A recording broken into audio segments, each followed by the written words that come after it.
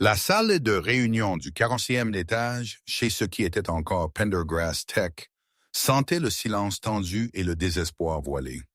Les 12 membres du conseil d'administration étaient là, leurs visages des masques impénétrables, sauf un, Julien. Il était assis au bout de la longue table d'acajou, l'air ravagé.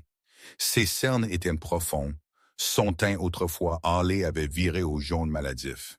Mes avocats, je les imagine, lui avaient juré qu'il n'y avait aucune preuve, que c'était du bluff de ma part.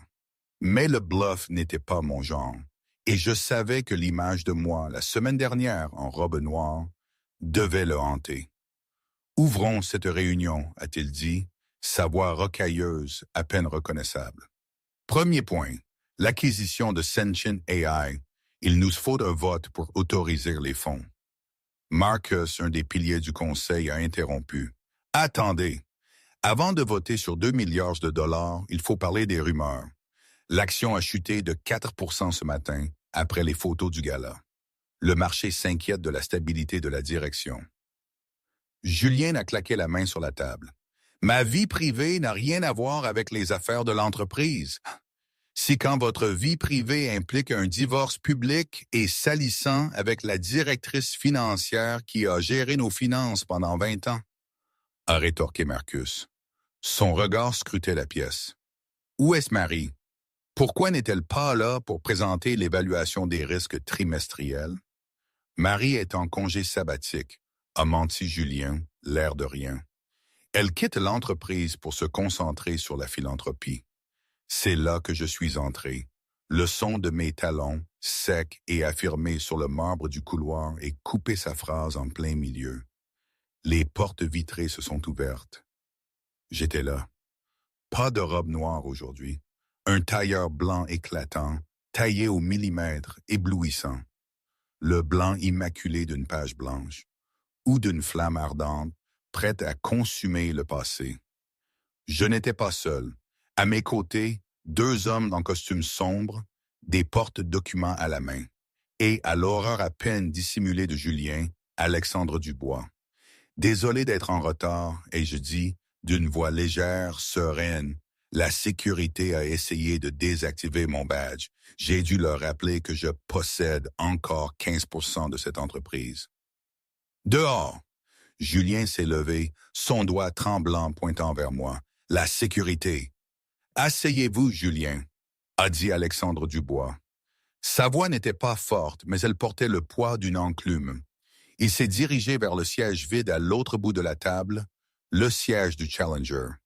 Vous n'avez aucun droit d'être ici, Dubois, a grogné Julien. C'est une réunion privée. En fait, a dit Alexandre, ouvrant un dossier en cuir, je suis ici pour représenter Sentient AI, l'entreprise que vous essayez d'acheter. Les membres du conseil ont murmuré perplexes. J'ai adoré les voir chercher leurs repères. Cette brève seconde de confusion avant que la vérité ne les frappe. C'est comme ça que ça commence, le vrai pouvoir. Pas par la force brute, mais par la subtilité, la surprise. J'ai acquis une participation majoritaire dans Sentient hier matin, a annoncé Alexandre, d'un ton calme. Et je rejette formellement l'offre de Pendergrass Tech. Julien a vu la pièce tourner autour de lui, j'en suis sûr. J'ai senti son vertige. Quoi? Mais cet accord était bouclé. Bouclé? J'ai interrompu, posant mon propre porte-document sur la table. Il l'était, jusqu'à ce que le vendeur découvre que l'acheteur était insolvable. Insolvable?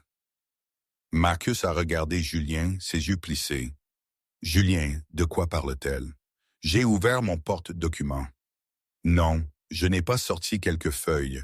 J'ai sorti une pile épaisse de documents, ligaturés par un ruban rouge. Ça, ce n'était pas un simple rapport. C'était un acte d'accusation. Ceci, ai-je dit, faisant glisser la pile sur la table vers Marcus, est un audit forensique des dépenses discrétionnaires du PDG sur les 18 derniers mois. J'ai commencé à faire le tour de la table, racontant l'histoire, alors que les membres du conseil feuilletaient les pages, leur visage passant de la confusion à l'incrédulité, puis à la rage. C'était une danse macabre, parfaitement orchestrée. Page 4, ai-je continué, ma voix s'élevant juste assez pour être parfaitement claire. 150 000 $ libellés honoraires de consultant et marketing versés à une entité S. Lacroix LLC. Sophie Lacroix. Julien, Sophie a-t-elle un diplôme en marketing dont j'ignore l'existence? Ou est-ce que le coup du bracelet qu'elle portait samedi? Julien n'arrivait plus à respirer. Son corps était raide. Je voyais la panique dans ses yeux, cette même panique que j'avais ressentie ce jour-là, au brunch. Il y a des moments où la boucle est bouclée. Page 12. Ai-je poursuivi, sans une once de pitié. Vol en jet privé à Milan, Paris et aux Maldives, listé comme acquisition de clients. La liste des passagers ne contient que 2 noms, Julien Pendergrass et Sophie Lacroix. C'est ridicule, a balbutié Julien. Ce sont des avantages de PDG. C'est du détournement de fonds, ai-je dit, claquant ma main sur le dossier, juste derrière la chaise de Julien. Il a tressailli. Mais ça, Julien, c'est de la petite bière. Le vrai crime est à la page 50. La pièce est devenue mortellement silencieuse. Marcus a tourné à la page 50. Ses yeux se sont agrandis. Projet Janus, a murmuré Marcus, le mot sonnant comme un coup de tonnerre dans le silence. Julien a créé une société écran offshore pour absorber les pertes de la division Microchips. Et j'expliquais au conseil. Il a falsifié les comptes pour maintenir le cours de l'action artificiellement élevé avant la fusion AI. Il a fraudé les actionnaires. Il vous a fraudé. Julien a regardé les membres du conseil. Leurs visages n'étaient plus confus. Ils étaient furieux. Ce n'étaient pas seulement des associés ou des collègues, c'étaient des hommes et des femmes qui pouvaient aller en prison à cause des mensonges de Julien. C'est un mensonge, a hurlé Julien, la sueur coulant sur son visage. Elle ment! C'est une ex-femme jalouse qui essaie de me ruiner. Les virements sont signés de votre main, Julien, ai-je dit. Signature numérique, horodatage, adresse IP. J'ai tout. Je me suis tourné vers Alexandre.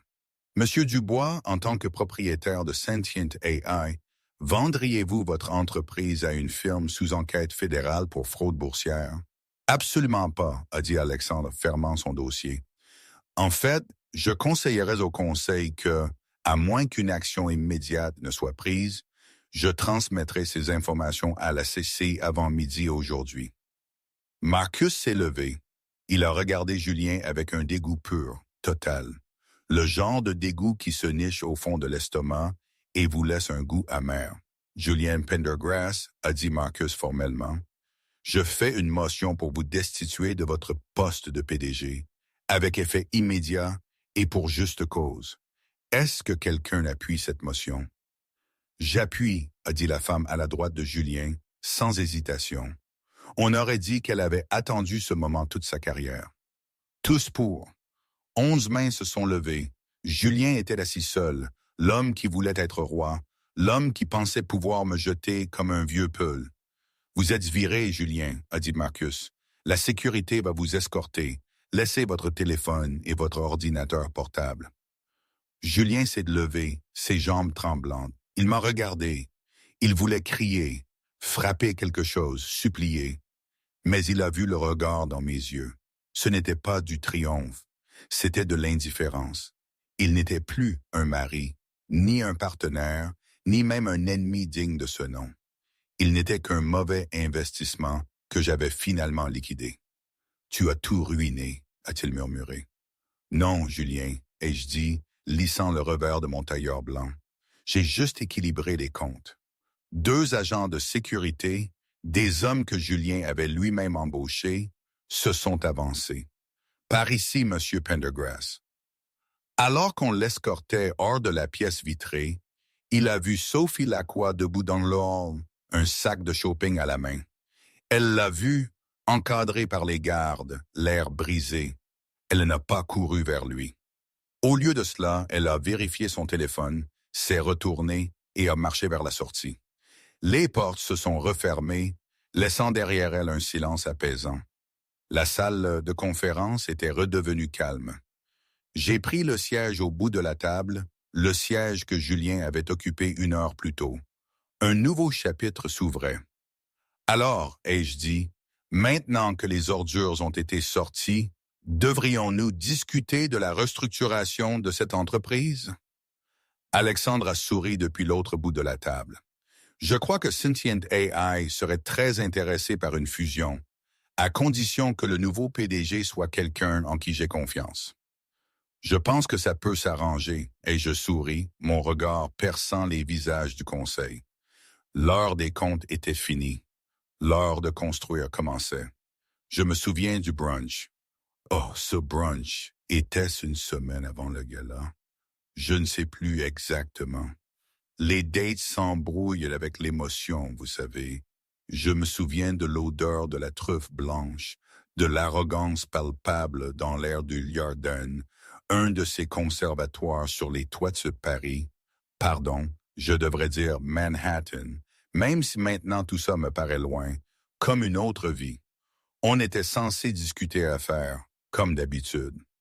Julien, 45 ans, l'image parfaite de la nouvelle richesse, dents refaites à l'aveugle, un costume Tom Ford sur mesure qui coûtait plus cher qu'une année de loyer, et cette montre, une PC Philippe Nautilus, qui égrenait des secondes valant des millions.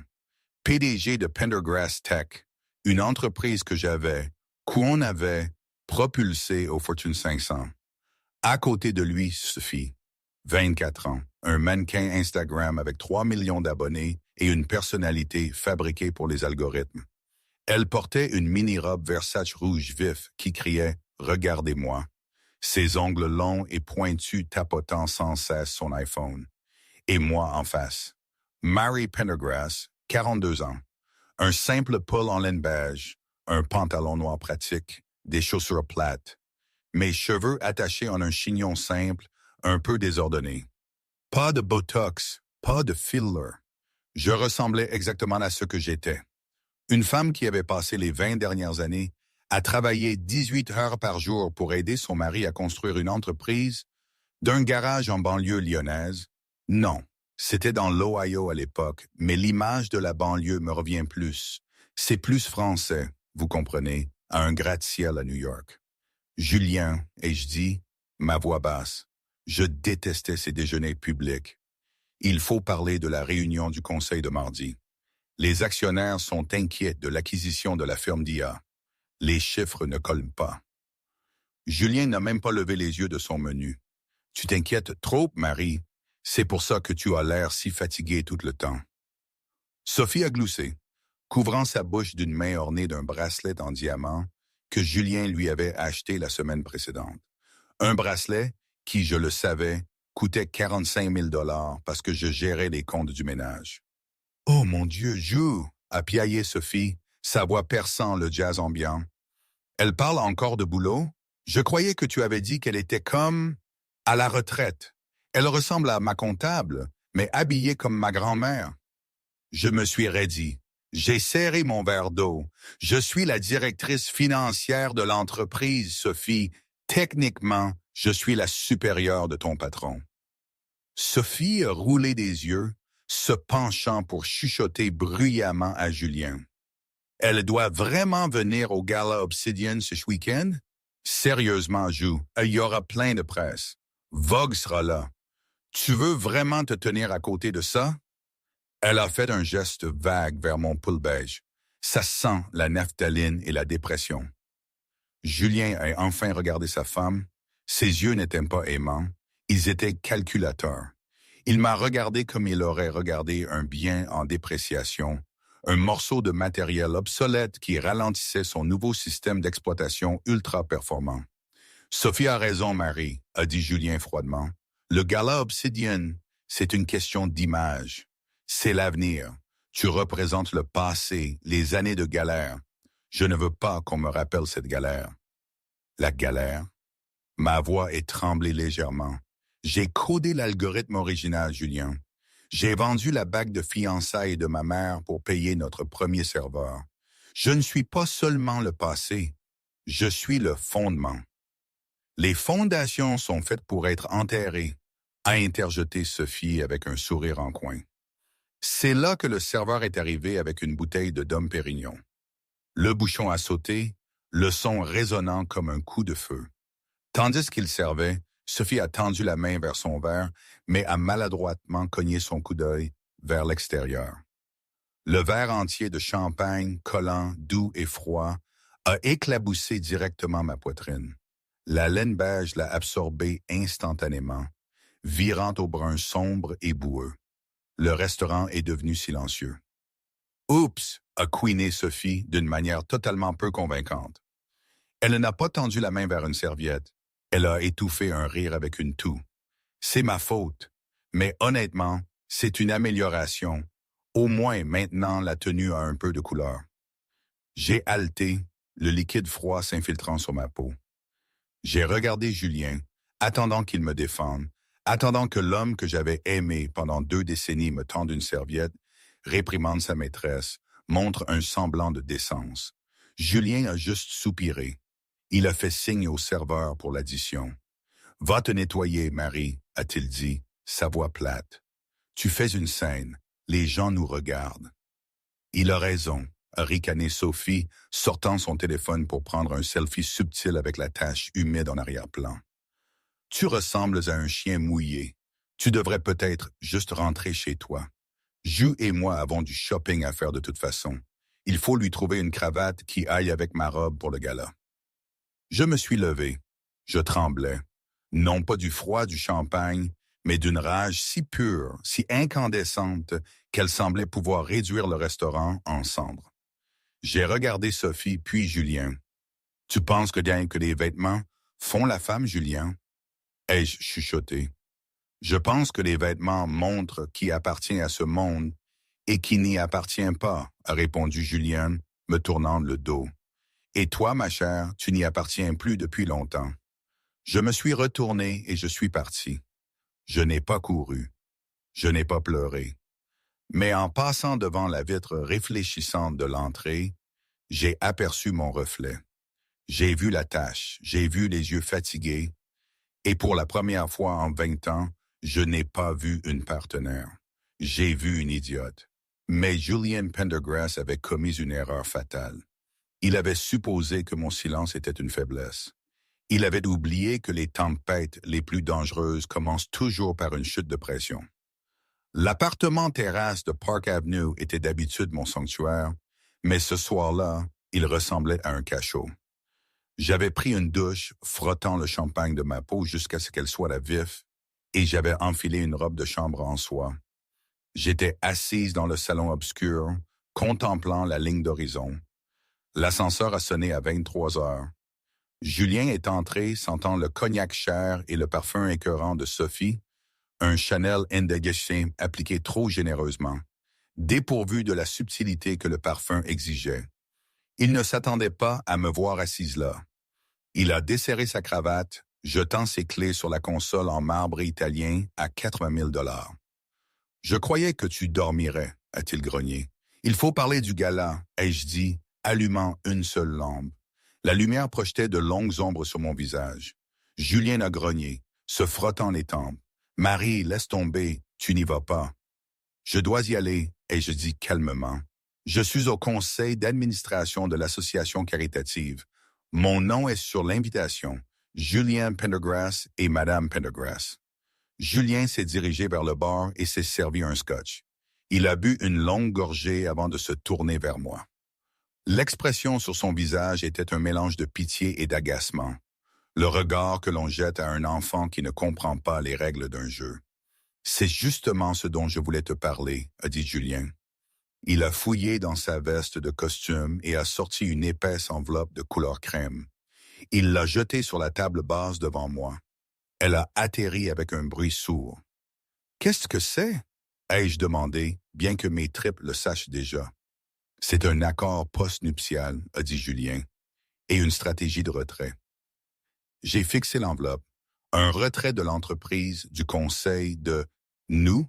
« Écoute, Marie, nous avons eu une bonne période, » a dit Julien, sa voix prenant de l'assurance. « Mais soyons réalistes. Je suis un milliardaire maintenant. Je suis en couverture de Forbes. Je dois être vu avec de l'énergie, de la jeunesse, du style. Sophie comprend la marque. Toi, tu comptes encore tes coupons dans ta tête. J'ai construit cette marque et je dis, ma voix c'est le vent. J'ai écrit le code qui a généré le premier million. J'ai géré les comptes quand nous étions presque en faillite en 2008. Tu me renvoies de mon propre mariage. Je t'offre un règlement très généreux, a compté Julien. 50 millions de dollars, la maison en Normandie. Tu peux y aller, planter un jardin, lire tes livres, être à l'aise. Mais la ville, le gala, l'entreprise, c'est mon monde maintenant. Il a pris une autre gorgée de scotch. Sophie va au gala et en tant que ma partenaire, j'ai déjà informé le comité de changer le plan de table. C'est fait, Mary. Je me suis levé lentement. J'ai ramassé l'enveloppe. Je ne l'ai pas ouverte. Je l'ai juste tenue, sentant le poids de 20 ans de trahison compressé dans du papier. Tu me remplaces par une fille qui croit que le Dow Jones est un rappeur, ai-je dit. Je te remplace par quelqu'un qui est photogénique, a claqué Julien. Arrête de rendre ça plus difficile que ça ne doit l'être. Prends l'argent. Va en Normandie. Ne te ridiculise pas en essayant de te battre. Tu ne peux pas gagner. J'ai les avocats, j'ai la presse et j'ai l'argent. Il s'est dirigé vers la chambre, marquant une pause à l'entrée.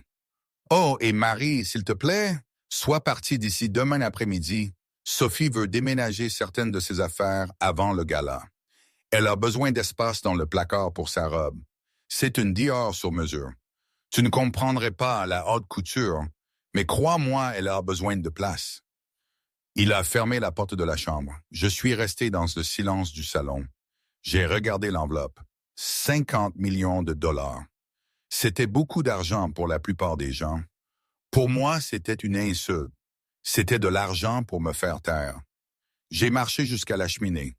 D'une main ferme, j'ai jeté l'enveloppe non ouverte dans les braises mourantes. J'ai regardé le papier se recroqueviller et noircir, la crème se transformant en sang. Julien pensait que la bataille était une question d'argent. Il pensait que c'était une question de qui était le mieux habillé. Il ne savait pas que j'avais un numéro de téléphone dans ma liste de contacts que je n'avais pas composé depuis 15 ans. Un numéro étiqueté simplement PV. J'ai pris mon téléphone. Mes mains ne tremblaient plus. J'ai composé le numéro. Ça a sonné une fois, 2 fois, 3 fois. Une voix a répondu. Elle était rogue, française, et semblait n'avoir pas dormi depuis 10 ans. « Allô, Pierre ?» ai-je dit, ma voix d'acier. « C'est Marie, la muse. » Il y a eu une longue pause à l'autre bout, puis une inspiration forte. « Marie, le fantôme du podium. Cela fait une éternité. » « J'ai besoin d'une faveur, Pierre, » ai-je dit, fixant la porte fermée de la chambre. « J'ai besoin d'une robe, mais pas n'importe quelle robe. J'ai besoin d'une arme. »« Pour quelle occasion ?» a demandé le designer, son intérêt piqué. « Le gala Obsidian, » ai-je répondu. « Je pars en guerre, Pierre. Et j'ai l'intention de raser le champ de bataille. » À l'autre bout du fil, Pierre Vaujour, le designer reclus, qui avait interdit Vogue de ses défilés et refusé d'habiller la royauté hollywoodienne, a lâché un rire sombre et ravi. « Alors venez à Paris ce soir, ma chère.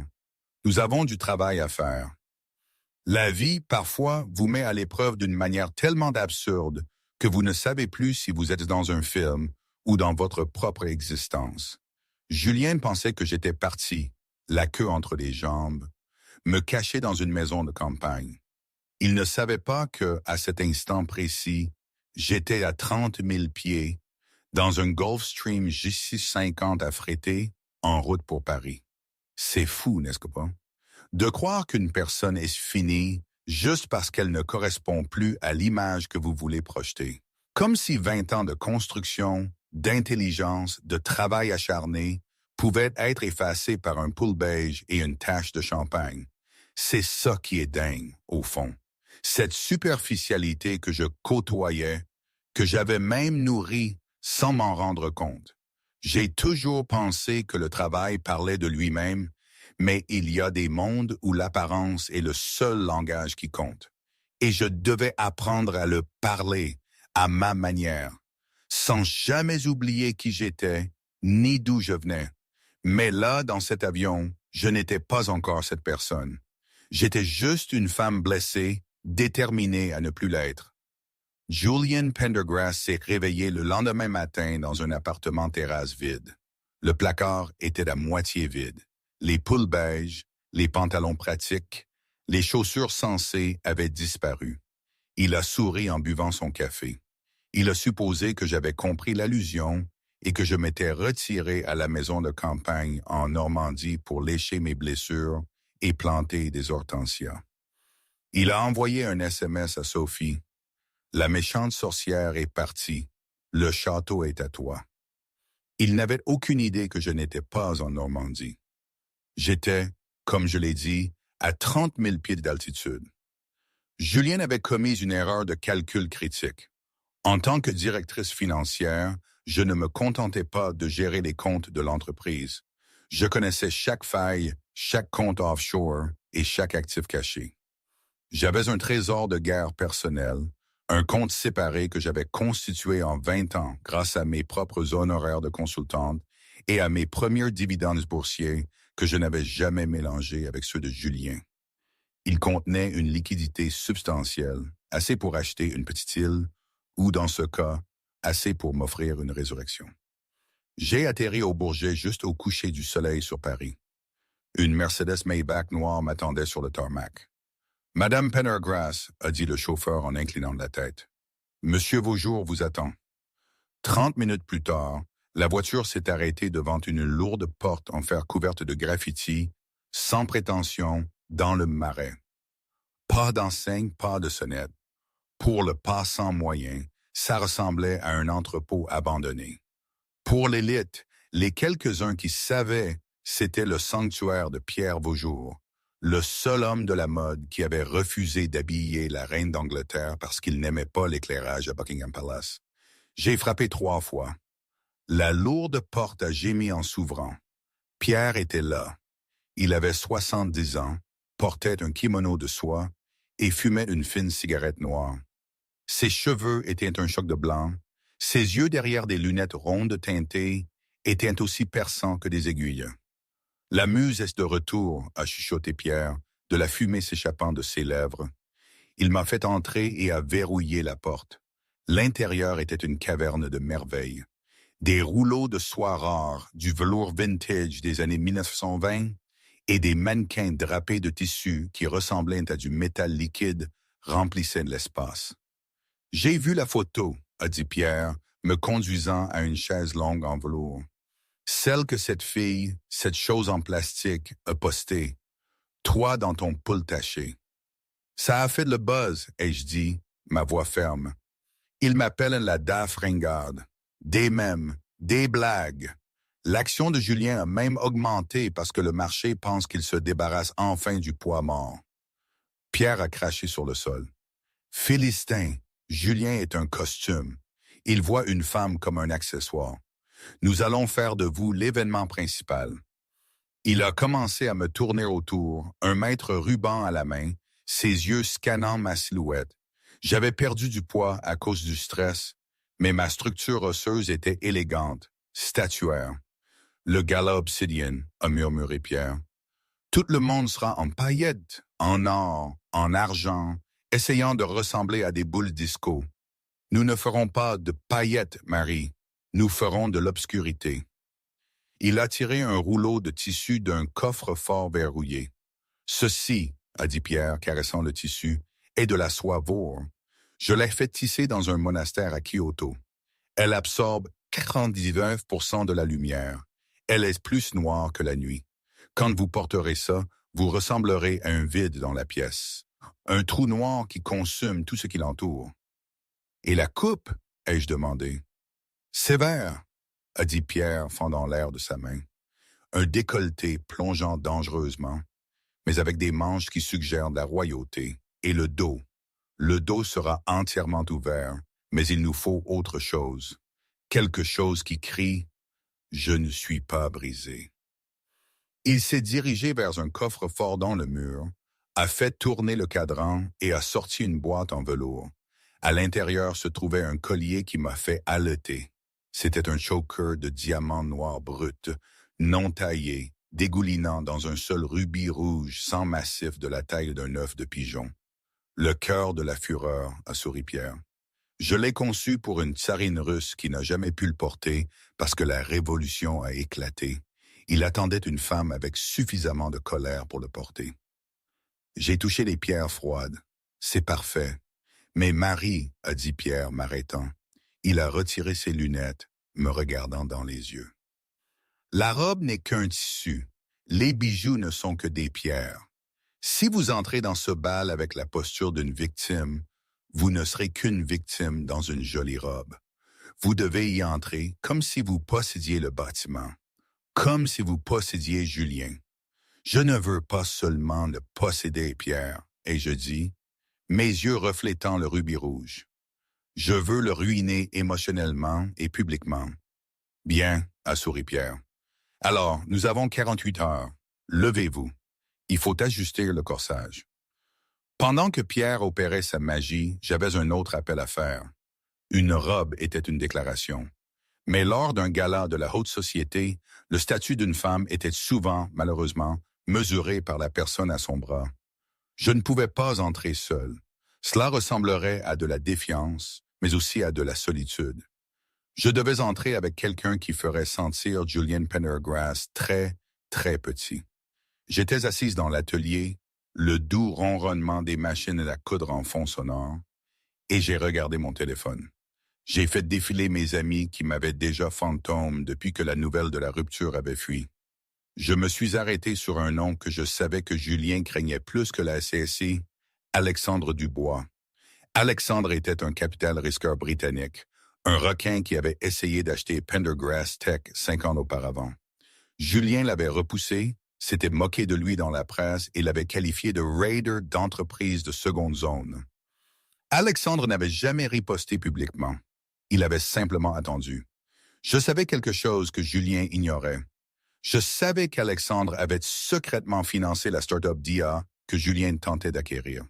Si Julien savait qu'Alexandre était impliqué, l'accord s'écroulerait. J'ai composé. Dubois. Une voix grave et nette a répondu dès la première sonnerie. Alexandre, c'est Mary Pendergrass. Une pause. Marie, j'ai entendu parler de la restructuration de votre mariage. Mes condoléances. Ou peut-être des félicitations sont-elles de mise. Je préfère la seconde option, et je dis, j'ai une proposition pour vous, Alexandre. J'écoute. Vous voulez humilier Julien. Vous voulez le voir transpirer avant d'anéantir son deal sur l'IA mardi? Je peux vous offrir le premier rang. Venez avec moi au Gala Obsidian samedi. Soyez mon cavalier. Montez le tapis rouge avec moi. Laissez Julien nous voir ensemble. Alexandre a ri d'un rire bas et sombre. Marie, cela provoquerait une déroute nucléaire dans les tabloïds. Julien perdrait la tête. Il est extrêmement possessif des choses qu'il pense posséder, même après les avoir jetées. Exactement, ai-je dit. Il pense que je suis en Normandie, en train de pleurer sur un jardin. Je veux arriver et lui rappeler que c'est moi qui sais où les corps sont enterrés. Et vous avoir à mes côtés, c'est le coup de force ultime. De plus, je vous le promets, vous ne serez pas embarrassé par ma tenue. J'ai toujours admiré votre esprit, Marie. Vous étiez la seule dans cette entreprise avec un cerveau, a dit Alexandre.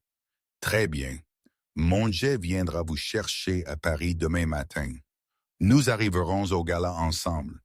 Mais soyez prévenus, si nous faisons cela, nous déclarons la guerre. J'ai déjà allumé la mèche, Alexandre, ai-je répondu. La nuit du samedi est arrivée. Le gala Obsidian se tenait au Metropolitan Museum. C'était l'événement de la saison. La file des paparazzi était profonde de 3 rangées. Les flashs crépitant comme des stroboscopes alors que les limousines déposaient l'élite de la ville. Julian Pendergrass est sorti d'une Rolls-Royce blanche. Il avait l'air élégant et suffisant. À son bras, Sophie Lacroix. Sophie portait la Dior sur mesure. Elle était rose, d'un rose bonbon vif, avec des plumes. C'était une belle robe, techniquement, mais sur elle et lors d'un événement appelé Obsidian, elle semblait désespérée. Elle criait « Regardez-moi ». Elle a salué les caméras, envoyé des baisers, vérifiant les moniteurs pour voir si elle captait son bon profil. « Julien, Sophie, par ici », ont hurlé les photographes. C'est vrai pour le divorce? Sophie, ce sont de vrais diamants? Julien a souri, son sourire ultra blanc guidant Sophie sur les marches. Il se sentait comme un roi. Il avait la jeune et jolie pièce au bras. Il avait l'entreprise. Il avait effacé le passé beige et ennuyeux. À l'intérieur de la grande salle, l'atmosphère était électrique. Le champagne coulait à flot. L'élite se mélangeait. Julien tenait une cour près du temple de Dendour, présentant Sophie aux membres du conseil mal à l'aise. « Voici Sophie, elle est dans les médias », a dit Julien à un sénateur. « Les réseaux sociaux », a corrigé Sophie en claquant un chewing-gum. « J'ai plus de followers que votre État n'a d'habitants. » Le sénateur a forcé un sourire et s'est excusé. Julien a froncé les sourcils. « Sophie, peut-être que tu devrais te calmer un peu. »« Détends-toi, Jou, il m'adore, » a-t-elle dit, avalant un verre de champagne. Soudain, le bruit dans la pièce a changé. D'habitude, un gala est un murmure constant de bavardage, mais le son a commencé à baisser. Ça a commencé à l'entrée et à rouler à travers la pièce comme une vague. Le silence. Un silence absolu et stupéfait. Julien s'est retourné, agacé. Qui retient la file? Le président est-il là? Il a regardé vers l'immense escalier d'entrée. Au sommet des marches se tenait un couple.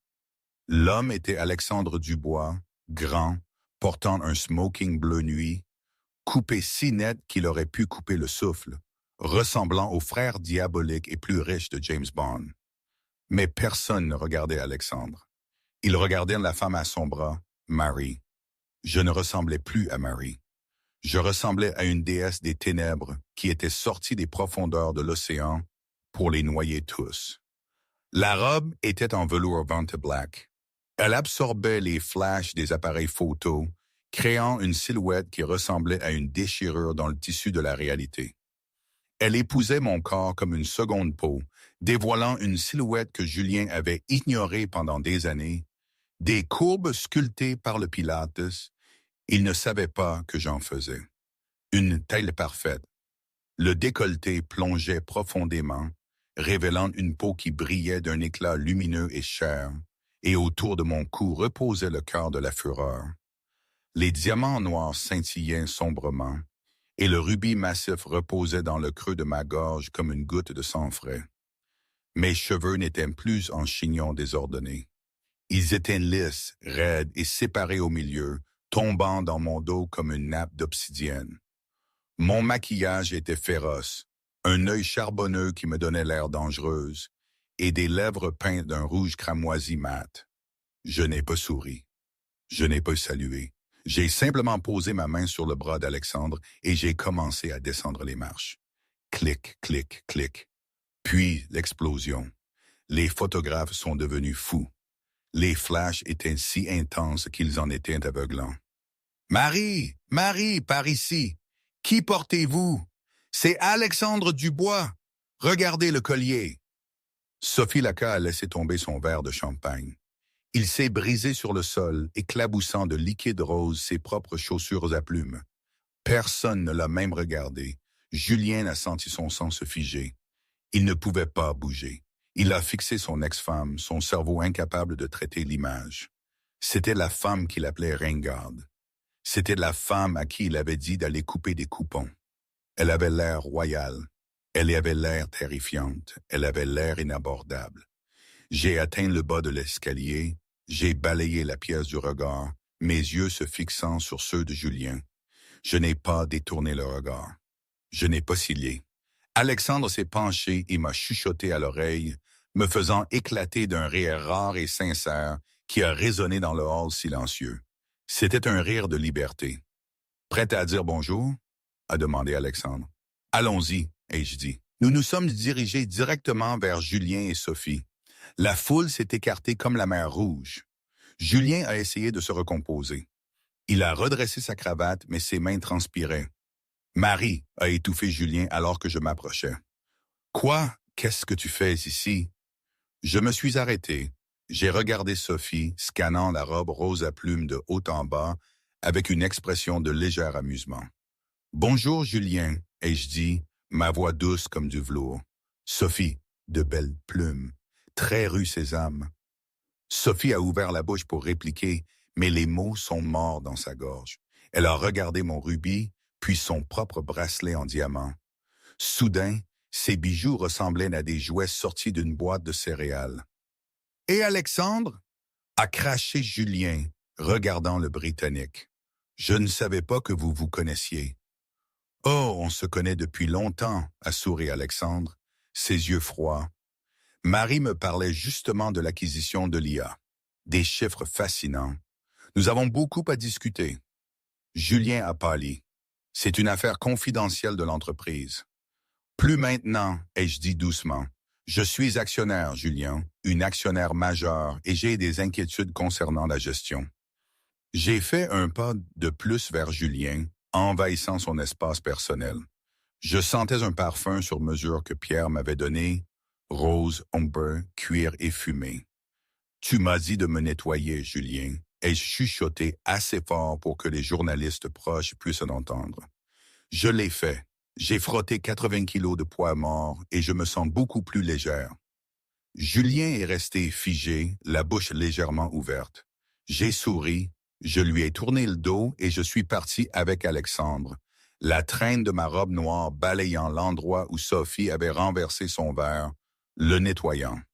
Les flashs des appareils photo ont de nouveau crépité et Julien a su à ce moment-là que la photo en première page de demain ne serait pas celle de lui et de son nouveau jouet. Ce serait celle de la reine qu'il avait sottement tenté de destituer. Mais la nuit ne faisait que commencer. Je n'étais pas venu seulement pour être belle, j'étais venu pour larguer une bombe et je tenais le détonateur dans ma pochette. Le dîner à l'intérieur du temple de Dendur a été une leçon magistrale de guerre psychologique. Le plan de table que Julien avait arrogamment réorganisé pour se placer, lui et Sophie, à la table d'honneur, avait été mystérieusement modifié. Alexandre et moi étions assis juste en face d'eux. Chaque fois que Julien levait les yeux de son assiette de pétoncle poêlé, il était confronté à la vision de sa femme, moi, radieuse, sombre, et riant à quelque chose que chuchotait Alexandre. Le cœur de la fureur, le rubis à ma gorge, semblait palpiter sous les lumières du musée, un rappel constant du sang qu'il avait tiré de notre mariage. Sophie était en train de s'effondrer. Elle s'était attendue à être la reine du bal. Au lieu de cela, elle était traitée comme un meuble invisible. Les rédacteurs de Vogue et de Harper's Bazaar étaient massés devant ces plumes roses pour m'interroger sur la silhouette Vaujour. « Pourquoi il m'ignore ?» a sifflé Sophie, piquant un pétoncle. « J'ai 3 millions de followers. Elle a une carte de bibliothèque. » « Baisse la voix, » a claqué Julien, avalant son 3e verre de vin. Il transpirait. Il a remarqué les autres invités à la table.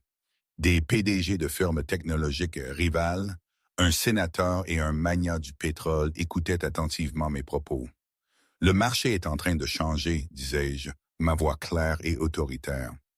La technologie, ce n'est plus seulement le matériel, c'est la gestion éthique des données. Si le leadership d'une entreprise est compromis, l'algorithme pourrit de l'intérieur. » J'ai croisé le regard de Julien en prononçant le mot « compromis ». Le PDG d'Omnicorp, un homme que Julien essayait de séduire depuis des mois, a hoché gravement la tête. « Vous avez raison, Marie. La stabilité de la direction est cruciale. La volatilité est un facteur de risque. » Il a jeté un coup d'œil à Sophie, qui était en train de vérifier ses dents dans un miroir de poche. Julien n'en pouvait plus. Il s'est levé brusquement. « J'ai besoin d'air. » Il s'est dirigé vers la terrasse surplombant Central Park. Il avait besoin de se ressaisir.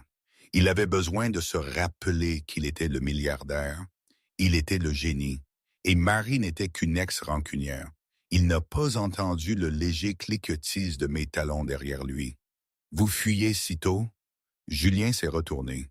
J'étais debout dans l'embrasure de la porte, le vent saisissant la soie de ma robe. Je ressemblais à une némésis de film noir. « Tu aimes ça », a dit Julien, sa voix tremblant de rage contenue. « Tu penses que jouer à te déguiser change quelque chose? Tu es toujours virée, Marie. Tu es toujours dehors. » Je me suis approché de la balustrade. Je ne l'ai pas regardé. J'ai contemplé les lumières de la ville. Je n'ai pas signé les papiers, Julien. Julien a ri nerveusement. Alors, mes avocats l'imposeront. Tu n'as aucun levier. J'ai construit Pendergrass Tech. Toi, tu as construit la coque, ai-je corrigé, me tournant vers lui. J'ai construit le moteur et je sais où le moteur fuit. J'ai fait un pas de plus. Je sais pour le projet Janus, Julien. La couleur a quitté le visage de Julien si vite qu'il a ressemblé à un cadavre. Je ne sais pas de quoi tu parles. Projet Janus, ai-je répété, savourant les mots. La société écran offshore au Panama où tu cachais la dette du lancement raté de la micropuce l'année dernière. Tu as transféré les pertes de l'entreprise vers une entité privée pour maintenir le cours de l'action artificiellement élevé avant la fusion AI. C'est une fraude boursière, Julien. C'est 15 ans de prison fédérale. Julien a serré la balustrade de pierre. Tu ne ferais pas ça. Si l'action s'effondre, tu perds la moitié de ton règlement. Je ne veux pas du règlement, ai-je dit, mes yeux froids et durs. Je veux la vérité, et je suis prête à brûler ma moitié de la fortune pour m'assurer que tu ne puisses pas garder la tienne. À ce moment précis, la porte de la terrasse s'est ouverte. Sophie a trébuché dehors, tenant un verre de champagne frais, l'air chancelant. « Ah, te voilà, Ju » a-t-elle bredouillé légèrement. « On sert le dessert. C'est du chocolat. Allez, arrête de parler à la bonne. » Elle a gloussé à sa propre blague. « Compris? Parce qu'elle nettoyait toujours tes désordres. » J'ai regardé Sophie pour la première fois. Mon expression s'est adoucie, non pas en gentillesse, mais en pitié. « Il ne t'épousera pas, Sophie, » et je dis doucement. « Tais-toi, » a claqué Sophie. « Il m'aime. Je suis sa muse. » Tu es sa distraction, ai-je dit. Et les distractions chères sont les premières choses à disparaître quand le budget devient serré. Et crois-moi, le budget est sur le point de devenir très serré. J'ai frôlé leurs épaules, retournant à l'intérieur. À la porte, j'ai marqué une pause. Profite du chocolat, Julien. C'est la dernière chose sucrée que tu goûteras avant longtemps. Je te verrai à la réunion du conseil de mardi. Tu n'as pas le droit d'entrer dans le bâtiment, a hurlé Julien derrière moi. Je n'ai pas regardé en arrière. J'ai juste levé la main d'un vague salut. Le flash d'un appareil photo de paparazzi depuis les buissons en contrebas a capté le mouvement. À l'intérieur, Alexandre m'attendait avec un verre frais. « Avez-vous déployé la charge utile ?» a-t-il demandé. « Le détonateur est allumé, » ai-je dit, prenant le verre. « Maintenant, il ne nous reste plus qu'à attendre l'explosion. » La chaussée devant Pendergrass Tech était froide. Il pleuvait encore. Julien était debout sous l'auvent, serrant une boîte en carton qui contenait une agrafeuse, un cadre photo face contre terre et un bonsaï mort. Il a sorti son téléphone pour appeler une voiture. L'application s'est chargée, puis a affiché une notification rouge. Méthode de paiement refusée. Il a fixé l'écran.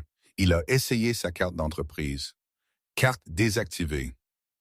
Il a essayé son compte Amex Platinum personnel. Compte gelé en attente d'enquête. Un talon rose vif est entré dans son champ de vision. Sophie Laca était là, faisant défiler son téléphone, à l'abri sous un immense parapluie tenu par un portier d'hôtel qu'elle avait charmé. « Sophie, » a dit Julien, le soulagement l'envahissant. « Dieu merci. Mes cartes bug. C'est la faute de la banque, évidemment. Appelle un Uber Black. Allons au Four Seasons. J'ai besoin de boire un verre. » Sophie n'a pas levé les yeux de son écran. Son pouce supprimait rapidement des photos de son Instagram, en particulier toutes les photos d'elle et de Julien. Sophie. Elle l'a finalement regardé. L'adoration avait disparu. La personnalité pétillante s'était évaporée. À la place, il y avait le regard froid et dur d'une transaction commerciale qui avait mal tourné. « Je ne peux pas, Ju, a-t-elle dit platement. « Qu'est-ce que tu veux dire, tu ne peux pas? Je suis ton partenaire. »« Tu es un fardeau, a-t-elle dit, rangeant son téléphone dans sa poche. « Mon agent vient d'appeler. Il dit qu'être associé à un PDG sous enquête de la SEC est un poison pour la marque. J'ai un contrat de sponsoring avec une entreprise de bonbons gélifiés végétaliens pour les cheveux. Je ne peux pas risquer ça pour un mec qui ne peut même pas payer un taxi. »« Je t'ai faite, a crié Julien, sa voix se brisant. « Je t'ai acheté cette robe. Ce bracelet. » Sophie a baissé les yeux sur le bracelet en diamant.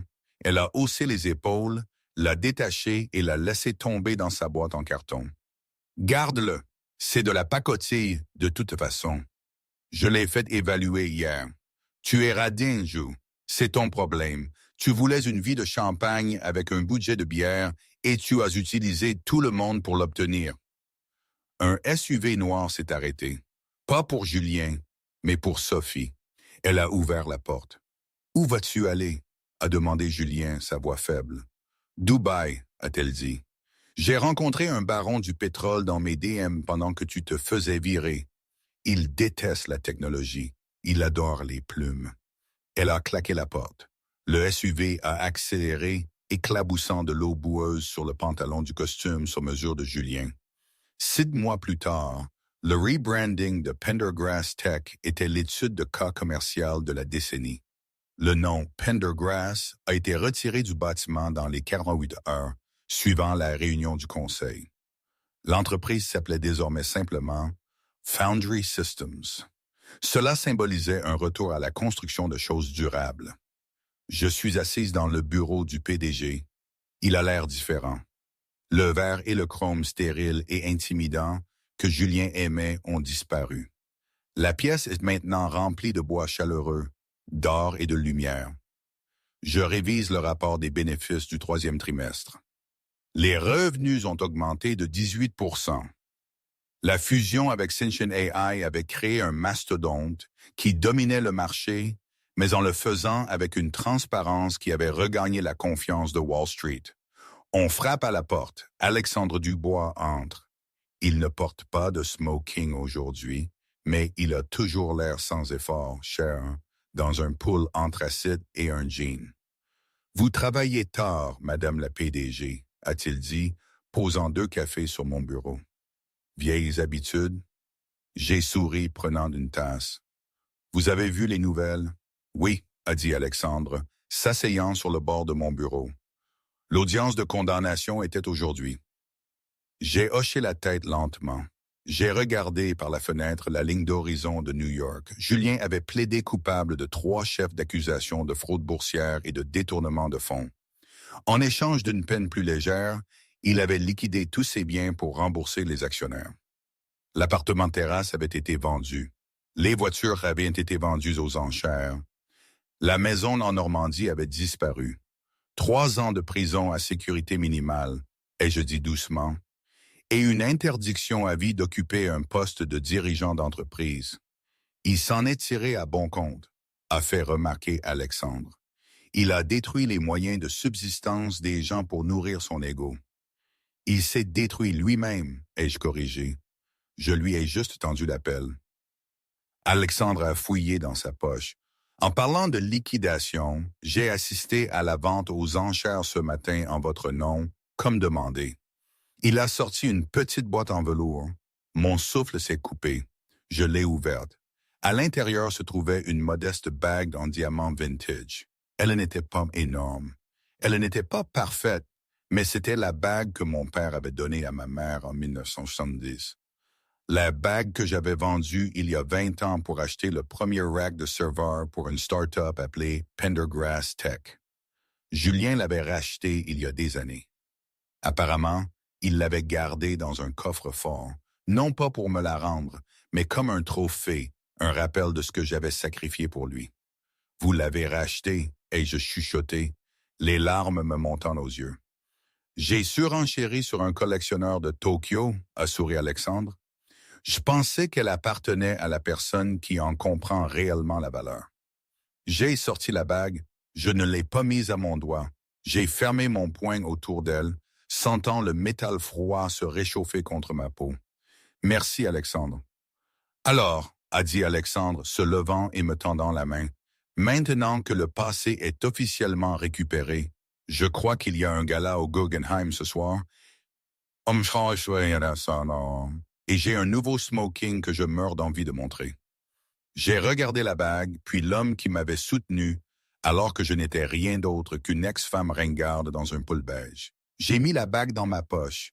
C'était un rappel de là d'où je venais, mais je n'allais pas y retourner. Donnez-moi 10 minutes, et je dis, mes yeux pétillants d'un feu renouvelé. J'ai une robe de Pierre Vaujour que j'ai gardée pour un tour d'honneur. Et aujourd'hui? Je ne sais pas. Parfois, je pense que c'était la meilleure chose qui pouvait m'arriver. Parfois, je me demande si j'ai fait les bons choix, si tout ce que j'ai traversé en valait la peine. Mais je n'ai jamais vraiment regretté de m'être battu.